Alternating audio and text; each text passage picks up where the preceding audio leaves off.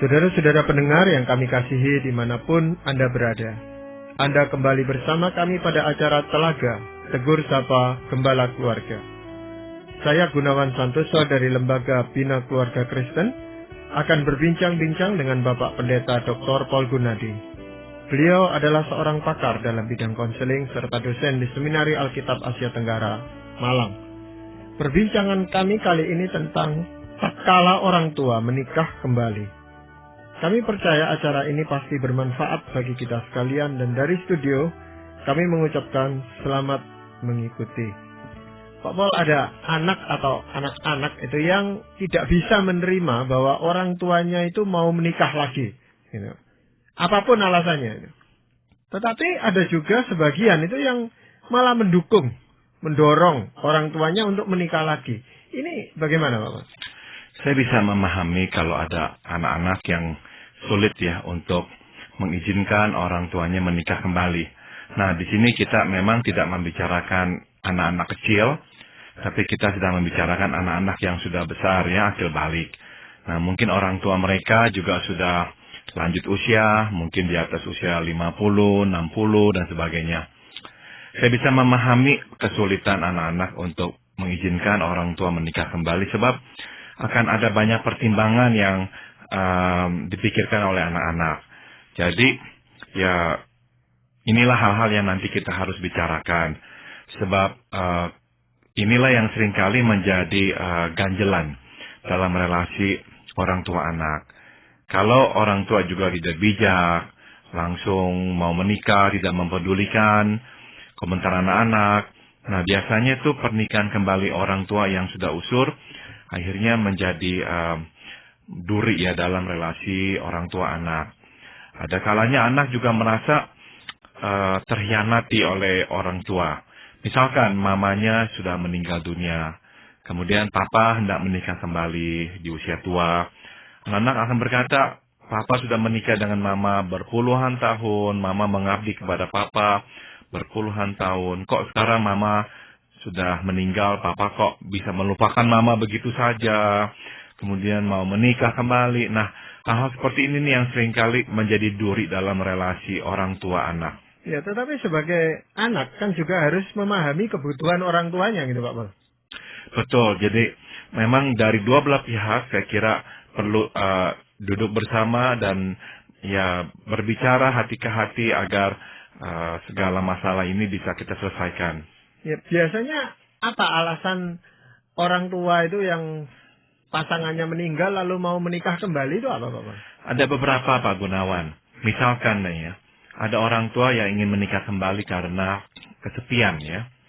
Karena tidak ada lagi pasangannya, dia hidup sendirian, dia tidak bisa hidup sendiri. Jadi dia buru-buru mau menikah. Atau yang lainnya lagi adalah adanya kebutuhan finansial yang mendesak. Nah, kadang-kadang karena tidak bisa ya mencukupi kebutuhan hidup, jadi harus bergantung pada orang, maka dia menikah kembali. Ada juga yang menikah kembali karena kebutuhan seksual, Pak Gunawan. Sebab misalkan ini adalah orang tua pria ya, laki-laki. Meskipun sudah berusia 60-an, tapi tetap mempunyai kebutuhan seksual. Jadi dia memerlukan pasangan yang bisa juga memenuhi kebutuhan seksualnya itu. Ada juga yang butuh akan rasa aman, Pak Gunawan. Ya, hidup sendiri menakutkan baginya, tidak lagi bisa hidup dengan tenang, terbiasa ya semua diselesaikan misalkan oleh suaminya, ada urusan apa-apa suaminya yang maju, nah sekarang dia sendiri, anak-anak jauh dari rumah, nah dia perlu ya seseorang yang bisa ya memberi rasa aman kembali kepadanya. Atau ini juga klasik, adanya kebutuhan akan seseorang yang dapat mengurus rumah. Biasanya ini ya dialami oleh para pria. Tatkala istrinya meninggal dunia, terbiasa berpuluhan tahun bergantung pada istri, mengatur rumah tangga, makanan, dan sebagainya. Sekarang tidak ada lagi istri, tidak bisa itu mengatur rumah tangga. Meskipun ada orang yang datang membersihkan rumah dan sebagainya, tetap tidak bisa mengatur rumah tangga. Jadi akhirnya memutuskan menikah. Atau yang ini juga kadang-kadang kita lihat ya, adanya kebutuhan akan kasih sayang. Ada orang tertentu yang memang terbiasa hidup dalam relasi kasih sayang, mencintai dan dicintai. Sekarang tidak ada lagi pasangan, akhirnya ya membutuhkan seseorang yang dapat mencintainya. Ya, jenis kebutuhan ini rupanya juga banyak dipengaruhi oleh usianya, Pak Pol ya. Jadi kalau tadi yang Pak Pol katakan mereka yang masih umur 50, 60 itu kebanyakan memang alasannya kebutuhan seksual gitu. Ya, Tapi kalau sudah lebih dari itu ya yang lain-lain juga banyak gitu Pak Pol. saya kira demikian. Ya, tapi itu kan alasan-alasan yang tadi Pak Pol sampaikan ya. Itu kan kebanyakan itu berfokus pada dirinya sendiri gitu. Padahal sebenarnya pernikahan kan dasarnya bukan itu Pak Pol. Nah ini bagaimana? Tepat sekali Pak Gunawan. Jadi saya tidak mengatakan semua alasan yang telah saya paparkan tadi adalah alasan yang salah. Tidak, saya tidak mengatakan begitu. Saya kira manusiawi ya. Kita kesepian, kita ingin adanya pasangan dan sebagainya. Tapi saya percaya alasan ini tidak boleh menjadi alasan tunggal mengapa kita menikah. Tadi Pak Gunawan sudah mengatakan bahwa semua alasan ini mempunyai satu ciri yang sama, yaitu semuanya terpulang pada kebutuhan pribadi. Nah, kita tahu pernikahan bukanlah untuk memenuhi kebutuhan pribadi. Pernikahan adalah sebuah relasi di mana kedua insan saling memberi. Nah, jadi kita harus kembali lagi ya melihat alasan kenapa kita menikah. Nah, yang dapat kita langsung katakan adalah kita menikah karena kita saling mencintai dan menghormati. Ya, kita benar-benar mencintai dan karena kita mencintai kita ingin memberi dan memberi kepadanya. Dan kita saling menghormati. Kita menghargai pendapatnya, pandangannya, dirinya, kita hormat kepada keluarganya dan sebagainya. Terus alasan yang kedua adalah kita saling mengisi kebutuhan masing-masing. Jangan sampai relasi nikah menjadi relasi searah. Satu orang memberikan kecukupan, kebutuhan akan yang lainnya, tapi yang satunya tidak. Nah, itu tidak baik. Dan yang terakhir, alasan terutama kenapa kita menikah kembali adalah secara jelas kita melihat pimpinan Tuhan yang menuntun kita bersatu dalam pernikahan. Jadi kita tidak main-main, kita telah mendoakannya, kita melihat ya Tuhan menuntun kita setahap demi setahap. Nah, saya kira ketiga alasan inilah yang kita harus gabung menjadi sebuah alasan kenapa kita menikah. Nah, dalam hal ini Pak Pol, untuk supaya hubungan dengan anak-anak ini tetap baik gitu Pak Pol ya. Apakah dari pihak orang tua yang menyampaikan alasannya atau anak yang menanyakan kepada orang tuanya alasan menikah itu? Sebaiknya orang tua yang mengambil inisiatif ya untuk menceritakan kepada anaknya kenapa kok dia rasa perlu untuk menikah kembali. Nah, sebaiknya jangan orang tua datang dengan pasangannya kepada anak dan berkata, saya sudah menemukan calon istri saya atau calon suami saya dan kami akan menikah. Nah, anak-anak akan merasa kok papa mama ini tidak mau cerita dulu, tidak bersedia untuk berdiskusi, tidak membuka dialog. Nah, buat apa sekarang datang memberitahukan kami? Nah, anak-anak akan merasa tersingkirkan. Jadi saya kira sebaiknya berbicara terlebih dahulu. Mungkin ada sebagian orang tua yang berpendapat begini Pak Gunawan. Kami kan orang tua. Kenapa kami harus meminta izin kepada anak? Nah, tapi masalahnya adalah, meskipun kita adalah orang tua, namun kita sudah menjadi sebuah keluarga. Anak-anak bukanlah orang lain, anak-anak adalah bagian hidup kita. Jadi, apapun yang kita lakukan akan berdampak pada anak-anak. Nah, kita tidak bisa memisahkan anak-anak dari kita. Sama seperti waktu anak-anak dulu ingin menikah, bukankah kita selalu tekankan kepada mereka bahwa tolong pertimbangkan kami sebagai orang tua. Sebab kami adalah bagian hidupmu. Engkau tidak bisa mengambil keputusan menikah dengan siapa saja tanpa menghiraukan sama sekali pertimbangan kami. Sebab ya kita ini satu keluarga. Nah jadi sama ya saya kira. Jadi kalau orang tua menghendaki untuk menikah kembali, sebaiknya sebelum dia bertemu dengan seseorang, ya dia bicara dengan anaknya. Saya mulai merasakan adanya kebutuhan ini, itu, dan sebagainya. Nah, dalam pembicaraan itu, dengarkanlah masukan dari anak pula. Nah, biasanya Pak Pol, yang menjadi alasan anak untuk mencegah orang tuanya menikah kembali itu apa Pak Pol? Saya kira salah satu adalah ini. Ada orang yang memang sengaja menjebak orang lain menikah dengannya karena alasan ekonomi atau alasan yang keliru. Alasan lainnya yang keliru. Dengan kata lain, kita ini nih mesti memastikan bahwa orang yang ingin menikahi orang tua kita adalah orang yang benar-benar baik dan sungguh-sungguh mengasihi orang tua kita. Kita takut kalau orang tua kita itu tuh dimanfaatkan. Sebab ini terjadi, ya, ada orang-orang yang memang mencari seseorang yang mapan secara keuangan, apalagi dia tahu, wah anak-anaknya sudah berhasil, kenapa tidak menikah dengan dia? Sebab ya palingan dia hidup berapa tahun lagi, setelah itu hartanya jatuh ke tangan saya. Nah jadi anak-anak biasanya khawatir dengan motivasi memanfaatkan orang tua kita ini. Ya, di samping yang tadi Bapak sudah sebutkan, citra ibunya yang terdahulu atau ayahnya yang terdahulu itu masih sangat kuat di dalam diri anak-anak itu, Pak Boleh? Betul. Jadi memang meskipun anak-anak mengerti ya kenapa orang tua ingin menikah kembali, tapi pada umumnya anak-anak itu sukar ya mengundang atau membiarkan seseorang yang lain masuk ke dalam keluarga mereka. Mereka sudah kehilangan misalkan ibu mereka. Mereka lebih baik ya melihat, oke, kita bersama-sama lah, kita saling mendukung meskipun tidak ada lagi mama, tapi ya papa jangan khawatir, kami akan tetap di sini. Nah, terus misalkan papa ingin menikah kembali di usia tua. Nah, anak-anak ini biasanya sukar menerima fakta ini. Anak-anak akan bertanya, seberapa pentingnya kah mama dalam hidupmu? Seberapa besarnya kah cintamu terhadap mama? Nah, sudah tentu ini perasaan yang sah ya. Anak-anak mempunyai perasaan seperti ini saya kira sangat wajar. Tapi sekaligus anak-anak juga mesti mendengarkan perasaan dan kebutuhan orang tuanya. Nah, disinilah diperlukan sebuah dialog yang terbuka. Ya, sebaliknya sekarang Pak Paul, bagaimana dengan anak-anak yang mendorong orang tuanya untuk menikah lagi gitu Pak Paul? Nah, ini pertimbangan sebagai orang tua itu bagaimana ya Pak Paul? Ada kalanya anak-anak meminta orang tua menikah kembali karena beberapa alasan Pak Gunawan. Misalkan, ada kalanya ya anak-anak melihat orang tua itu tuh benar-benar menjadi tidak stabil secara emosi ya setelah kematian pasangannya. Nah, kita sebagai anak melihat, misalkan, kok mama menjadi sangat tidak stabil sekarang, sering marah, sering apa dan sebagainya. Nah, mulailah terpikir dalam benak kita, apa mungkin mama perlu seorang suami.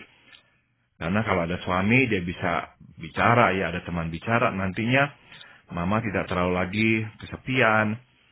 Atau ini yang lebih buruk adalah karena tidak adanya pasangan, nah misalkan orang tua kita yang masih hidup itu misalkan jadi genit ya. Sering mencoba menarik perhatian lawan jenis. Nah, kita sangat terganggu dengan hal ini dan kita mungkin akhirnya berpikir apakah papa ya misalnya membutuhkan seseorang untuk dapat memenuhi kebutuhan seksualnya juga. Apakah lebih baik papa menikah saja daripada nanti papa jatuh ke dalam dosa. Nah, ini pertimbangan-pertimbangan yang kadang-kadang anak-anak pikirkan juga. Tapi ada juga motivasi yang tidak tepat Pak Gunawan, yaitu ada kalanya anak-anak meminta orang tuanya menikah kembali sebab mereka tidak mau menanggung beban merawat orang tuanya. Tidak mau. Nah, daripada akhirnya harus menanggung beban tersebut, ya anak-anak itu mendorong orang tuanya untuk menikah lagi. Supaya apa? Lepaslah tanggung jawab si anak untuk merawat orang tuanya. Ya. Nah, sebagai anak-anak kita sebenarnya juga harus fair ya Pak, harus jujur gitu terhadap orang tua, memberikan pertimbangan Pak Paul ya. Jadi menyetujui atau menyarankan tidak menikah dan sebagainya. Tetapi pertimbangan-pertimbangan apa yang kira-kira perlu kita sampaikan gitu Pak Paul? Pertama kita harus ya benar-benar bertanya apakah orang tua telah memiliki pasangan yang tepat baginya. Maksudnya apa? Misalnya, apakah ia telah melewati masa berkenalan yang memadai? Jangan sampai orang tua kita ini nih misalkan nih ya, ikut berdharma wisata gitu. Jalan-jalan, keluar kota. Pulang seminggu kemudian berkata saya mau menikah. Kita kaget, kita tanya, Menikah dengan siapa? Oh, menikah dengan seseorang yang saya temui di dalam tur ini. Nah, kita akan berkata, jangan. Baru berkenalan sebentar saja. Nah, kadang-kadang orang tua atau kita yang pernah menikah beranggapan begini, Pak Gunawan. Saya telah menikah 40 tahun misalkan. Saya tahu apa artinya pernikahan. Jangan menguliahi saya lagi. Nah, itu salah pendapat seperti itu. Sebab, meskipun kita telah menikah 40 tahun dan pasangan kita sekarang sudah meninggal, itu tidak menjadikan kita pakar dalam pernikahan berikutnya. Itu tidak sama. Karena apa? Kita akan menikah bukan dengan orang yang sama. Kita menikah dengan orang yang berbeda. Kita mungkin lebih berpengalaman dalam hal-hal tertentu. Kita lebih bisa mengerti pasangan karena terbiasa dulu hidup dengan pasangan kita selama misalkan 40 tahun. Tapi itu tidak menjamin kita ini menjadi pakar dalam pernikahan berikutnya. Jadi ya mohon dengarkan masukan anak. Kalau anak berkata, jangan baru bertemu seminggu atau baru bertemu beberapa bulan sudah mau menikah. Apakah sudah memadai waktu berkenalan tersebut? Yang lainnya, anak-anak juga mesti menolong orang tua melihat apakah benar-benar ada kecocokan di antara mereka. Apakah ada kecocokan karakter, sifat-sifatnya saling melengkapi apa tidak? Apakah dua-duanya sangat keras sehingga tidak mau mengalah? Nah, bayangkan kalau mereka hidup bersama di bawah satu atap, pasti akan banyak pertengkaran. Nah, anak-anak perlu melihat dan mengingatkan orang tua akan karakter pasangannya itu. Yang lainnya lagi adalah apakah ada kecocokan gaya hidup. Ini penting sekali tentang gaya hidup, Pak Gunawan. Pada usia muda, hal gaya hidup memang sudah penting dan perlu penyesuaian. Dan biasanya penyesuaian itu tuh dilakukan dengan susah payah untuk menyelaraskan gaya hidup. Apalagi kalau sudah usia lanjut, kita terbiasa dengan hidup kita selama misalkan beberapa puluh tahun. Dan dulu misalkan pasangan kita mengerti gaya hidup kita, tidak berkeberatan dan bisa menerima. Nah, sekarang kita hendak menikah kembali, apakah calon suami atau istri kita bisa menerima gaya hidup kita ini? Ya, misalkan kita terbiasa tidur jam 8 malam. Sejak usia misalkan 60 tahun, kita sudah terbiasa tidur jam 8 malam. Nah, sekarang pasangan kita tidak mau tidur jam 8 malam. Mau tidurnya jam 12 malam dan dia merasa kita ini meninggalkannya di rumah, tidak bisa bicara dengannya. Nah, dia akan menuntut kita bangun dan temani dia bicara sampai jam 11, jam 12, dan sebagainya. Nah, gaya hidup ini, sekali lagi saya tekankan, ini penting sekali sebab pada usia lanjut, gaya hidup kita itu tuh sudah benar-benar berakar dan susah sekali untuk kita cabut dengan begitu saja. Dan sudah tentu yang terakhir, kita mesti memastikan ya, apakah orang tua kita telah memilih pasangan yang seiman dengannya. Apakah mereka berdua akan bisa beribadah bersama di dalam rumah Tuhan? Apakah mereka sungguh-sungguh yakin hidup dalam Tuhan Yesus? Nah, ini hal-hal yang perlu orang tua juga sadari dan kalau tidak menyadarinya, anak perlu mengingatkan kepada orang tua.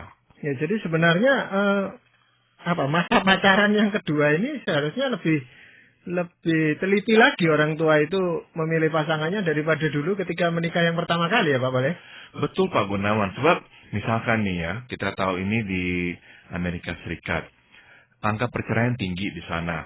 Tapi sesungguhnya, angka perceraian di antara orang yang menikah kedua kalinya jauh lebih tinggi daripada angka perceraian di antara orang yang menikah untuk pertama kalinya. Jadi, orang mesti menyadari pernikahan kedua itu risikonya untuk ambruk jauh lebih besar daripada pernikahan pertama. Iya. Di samping kecocokan antara pasangan yang baru ini Pak Boleh, ini kan tentu menyangkut anak-anak itu. Jadi pihak yang pria juga punya anak, mungkin yang wanita juga sudah punya anak. Nah ini bagaimana Pak Boleh di dalam hubungan selanjutnya nanti?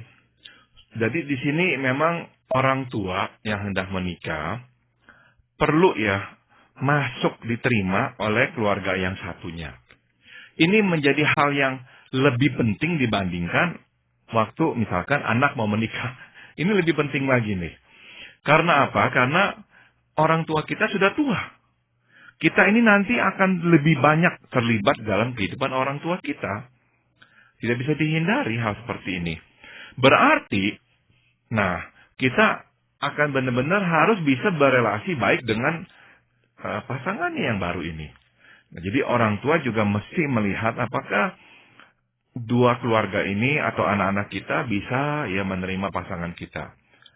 Jangan sampai orang tua juga tidak memperhatikan sama sekali masukan anak-anak.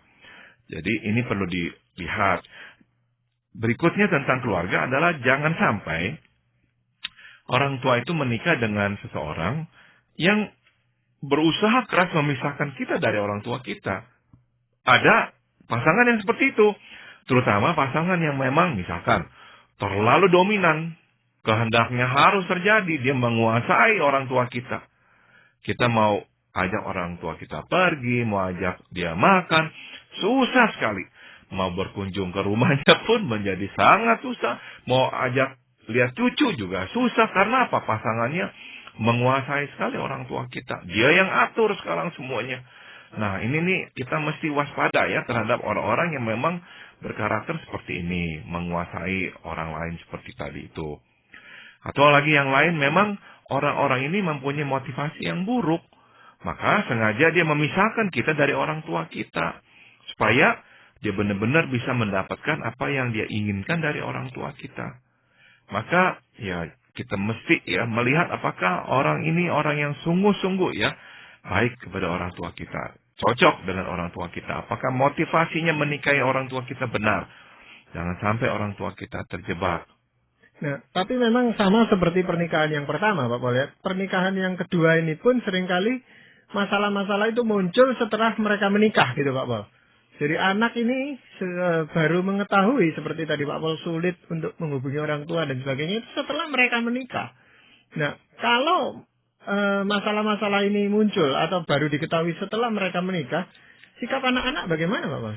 Seharusnya anak-anak bicara langsung dengan orang tua. Tapi bicara dengan baik-baik, mengatakan hal seperti ini misalkan. Kami prihatin. Kami melihat kok, misalkan mereka memanggilnya tante lah gitu ya, tidak memanggilnya mama. Kenapa kok tante seperti ini kepada papa? Kenapa kok tante itu tuh menghalangi kami datang dan sebagainya? Nah, Pak, kami tidak mau mengatur rumah tangga papa. Ini papa punya rumah tangga, kami menghormati.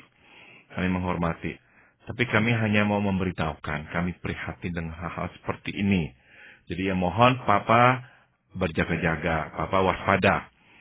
Sebab kenapa kita perlu ngomong seperti itu? Kalau kita terlalu memaksakan dan langsung memerintahkan papa untuk menegur istrinya dan sebagainya, kebanyakan ayah kita itu malah akan marah kepada kita. Ayah kita mungkin langsung membela pasangannya dan berkata, memang dari dulu kamu sentimen lah dengan istri saya, kamu memang tidak suka dengan istri saya. Nah, mesti kita ngomong baik-baik. Kemudian kita serahkan kembali kepada papa. Silakan papa putuskan, kami hanya mau memberitahukan ini. Biarlah masukan ini papa mulai ingat. Sehingga dia mulai berhati-hati. Bahwa ternyata istrinya tidak seperti yang dia duga. Benar-benar ini pernikahan adalah untuk memenuhi agenda si istri. Nah, kalau itu yang terjadi, sudah tentu si ayah ini memang harus lebih berwaspada dalam hal misalkan hartanya dan sebagainya. Bapak, biasanya pernikahan kedua ini dilakukan pada usia yang sudah cukup lanjut dan itu saat-saatnya kondisi fisik ini menurun gitu, kesehatannya menurun dan sebagainya, sering sakit dan sebagainya. Ini bagaimana Pak Paul? Apakah perlu diungkapkan sebagai salah satu pertimbangan? Sudah tentu Pak Gunawan. Ini berbeda dengan perkawinan masa muda Di masa muda kita relatif jauh lebih sehat, kita benar-benar mengantisipasi hari-hari di depan kita di mana kita bisa berkarya, menikmati hidup bersama dalam tubuh yang sehat. Menikah di usia tua, kita bisa tidak, kita harus mempertimbangkan hari-hari tua kita. Maka waktu memilih pasangan hidup, dua-dua harus siap saling merawat. Bahwa ini bukan pernikahan di mana kita akan plesir-plesir, senang-senang. Enggak, ini pernikahan di mana dua-dua akan saling bergantung untuk saling merawat. Nah, siap tidak? Nah, ini yang mesti disadarkan kepada mereka berdua. Ya, Pak Paul, betul tidak ya pengamatan bahwa biasanya yang pria ini lebih condong lebih banyak gitu yang menikah kembali daripada yang wanita menikah kembali, Pak Paul? Saya kira itu betul. Nomor satu adalah begini, lebih banyak wanita dibandingkan pria yang berusia lanjut. Memang pada umumnya wanita berusia lebih panjang ya dibandingkan pria. Dengan kata lain, kalaupun wanita hendak menikah kembali, biasanya dia akan kesulitan mendapatkan pasangan hidup. Jadi itu yang pertama. Dan yang kedua, kebanyakan wanita lebih bisa hidup tanpa suami dibandingkan suami tanpa istri. Wanita terbiasa mengurus rumah tangga, keluarganya, dan sebagainya. Sehingga waktu pasangannya tidak ada, dia masih bisa ya mengurus semuanya. Dan biasanya mama dekat dengan anak-anak. Dan itu menjadi dukungan yang penting baginya. Papa biasanya tidak terlalu dekat dengan anak. Sehingga waktu tidak ada istrinya, tidak ada mama, dia akan lebih kesepian. Ya, Pak Paul, untuk merangkumkan perbincangan kita ini, apakah ada ayat firman Tuhan yang ingin Pak Paul sampaikan? Saya akan bacakan Amsal 19:14. Rumah dan harta adalah warisan nenek moyang, tetapi istri yang berakal budi adalah karunia Tuhan. Nah, kita mesti mengingatkan orang tua berhati-hati dalam memilih pasangan hidup. Sebab jika keliru memilih, masa tua yang seyogianya dilewati dalam ketenangan, malah berubah menjadi kawah yang mendidih. Mintalah kehendak Tuhan. Mintalah pimpinan Tuhan. Firman Tuhan jelas berkata, istri yang berakal budi adalah karunia Tuhan. Atau kita balik, suami yang berakal budi adalah karunia Tuhan. Tuhan yang memberikan. Jadi kepadanya lah kita meminta pimpinannya. Ya, terima kasih Pak Paul untuk perbincangan ini. Dan para pendengar sekalian, kami mengucapkan banyak terima kasih Anda telah mengikuti perbincangan kami dengan Bapak Pendeta Dr. Paul Gunadi dalam acara Telaga.